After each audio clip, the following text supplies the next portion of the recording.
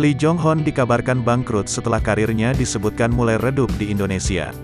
Nama Lee Jong Hon mulai tidak terdengar lagi di panggung hiburan tanah air.